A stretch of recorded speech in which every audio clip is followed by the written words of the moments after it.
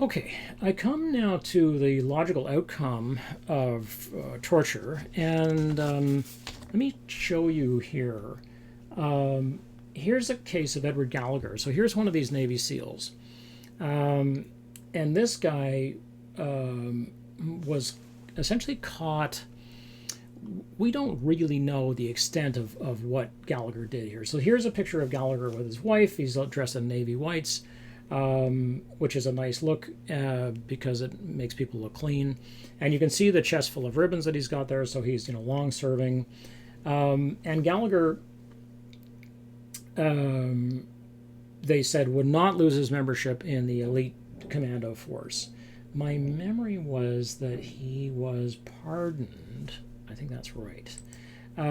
We then get this next image, which shows Gallagher at the center, and I've put a red ring around the picture, which has been digitized, so that the issue here is, and this is something I talked about, I think, at the very beginning of the course, where I need you to see these images because you need to know what we did.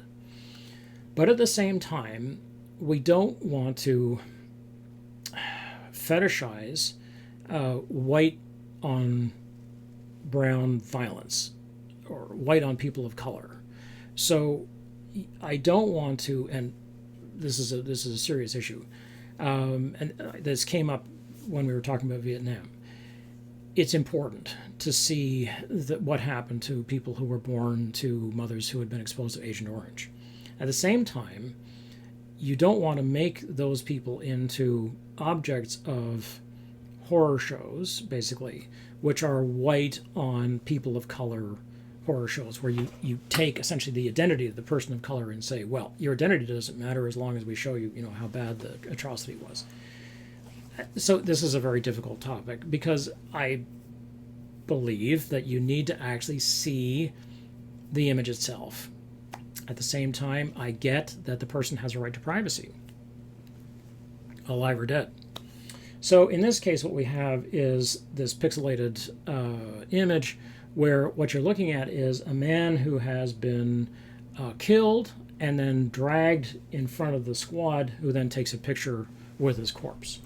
I think I have a picture of this for you. Yeah, there's a picture of this of this guy being dragged out before he was essentially used as a trophy.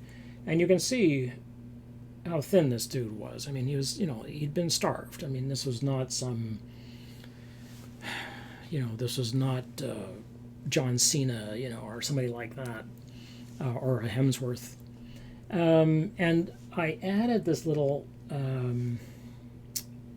letter from somebody who wrote in about this whole issue.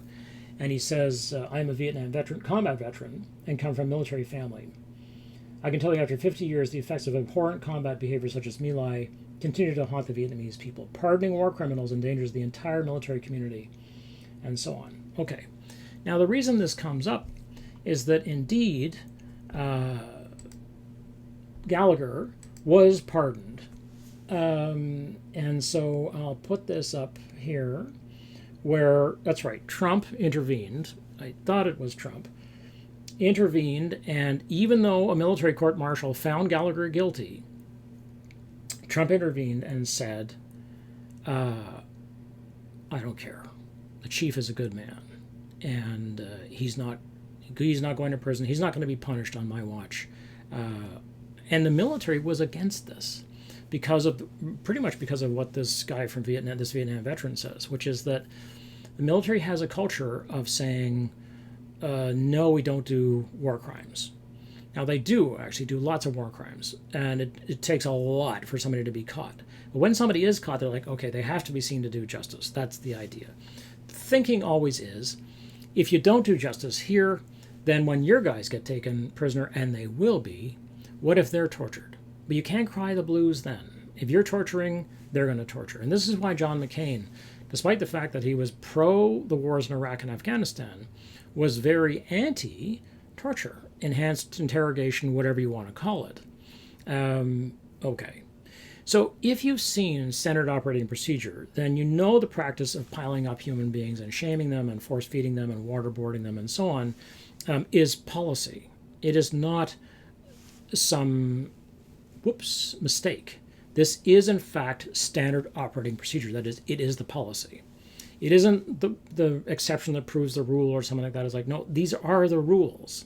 The United States and its allies, including Canada, have imprisoned people without charge and have released a number, some after more than a decade of imprisonment, without explanation or apology or any kind of reparations whatsoever. When then Prime Minister of Canada, Stephen Harper, and American Presidents Bush II, right, so George W. Bush, and Obama sat down with Chinese leaders, they always raised, and the press always paid attention to, what? Oh yeah, human rights issues, right? How the Chinese run their prisons, how many people they torture each year, how many people they execute each year. Whenever this happened, no press organization in the mainstream put on the front page these two stories, right? So what didn't get covered was this stuff that I'm showing you now. In fact, it's largely been forgotten. But China, oh yeah, China tortures. Well, they do, as far as we can see, but so do we. So we cannot claim, and this partly was what Xi and Putin both said, why are you asking me those questions? Don't you do the same thing? I'm concerned about your human rights record. And so is the ACLU, and so is the Red Cross. You think the Red Cross didn't try to get into Guantanamo? They did, and it took years for them to get into Guantanamo and see these guys, the Red Crescent. And they eventually did get in. But and they're so patient. Oh my God, these people who go into these prisons, they're so used to, being told they have to get there. And because the Navy isn't going to help them get there, so they have to get there to this naval base at Subic Bay. And then the Navy says, oh, you can't come in today. So they have to turn around and go back. And they are patient. Oh, God, it's astonishing. When it comes to Canada's two most famous cases, the most spectacularly foolish and tragic one is certainly that of Omar Khadr, who was shot twice and taken prisoner as a 15-year-old boy, who had, it was claimed, killed a medic in Iraq. Now, they always focus on the fact that he was a medic. Remember that medics in Iraq are soldiers. It happens that this guy would probably carry a couple of blood bags on him and maybe some saline and some other stuff, but he also would be carrying a weapon. Medics are shooters in the Marines. Every Marine is trained to be a killer first and do whatever there is. They have a second job. So they always talk about this guy was a medic. It's like, no, he was a soldier. And he also was trained to be a medic. But they always say, this is not a doctor. This is not somebody whose only job on the battlefield was to be a nurse.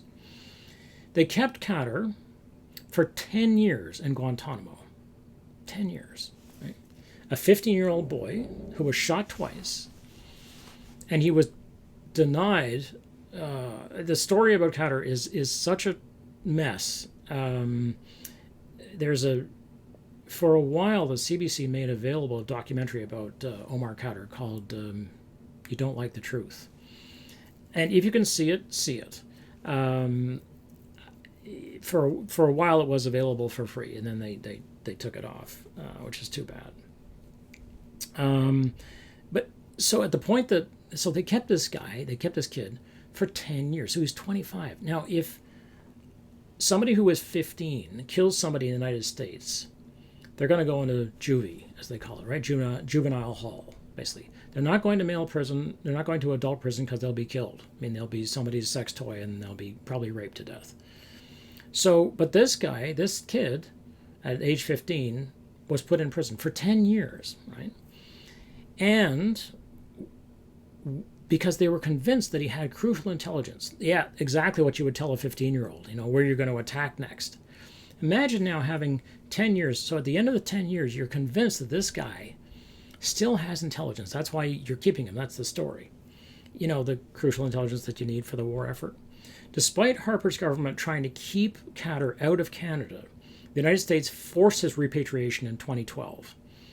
And he was recently released into a sort of house arrest parole under the guidance of this quite astonishing lawyer, a Canadian lawyer who worked on his behalf, Dennis Edney.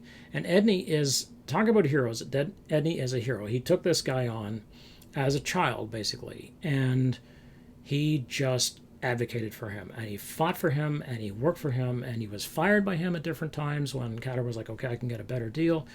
And then Edney eventually took him into his home. He became the guarantor for Khadr.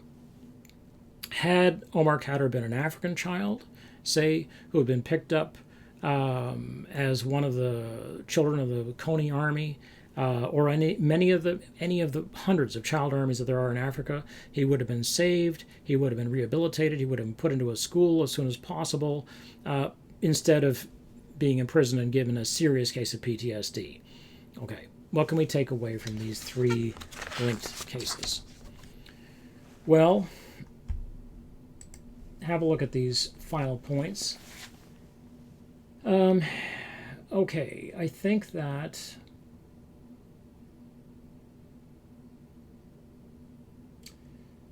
these make sense. I think probably things start to get hot around the third point, where organizations and individuals lie about their behavior if they believe that what they're doing is ultimately correct, which is the greatest good for the greatest number. I think what's important about this part is that people don't tend to believe organizations are going to act badly. They just don't believe it. And when you say to them, Organization X is holding people without access to justice or phone calls, even to their families, to let them know they're still alive, that kind of thing, they would say, oh, we wouldn't do that. And I don't know what makes them think that. What makes them think that an organization won't act badly?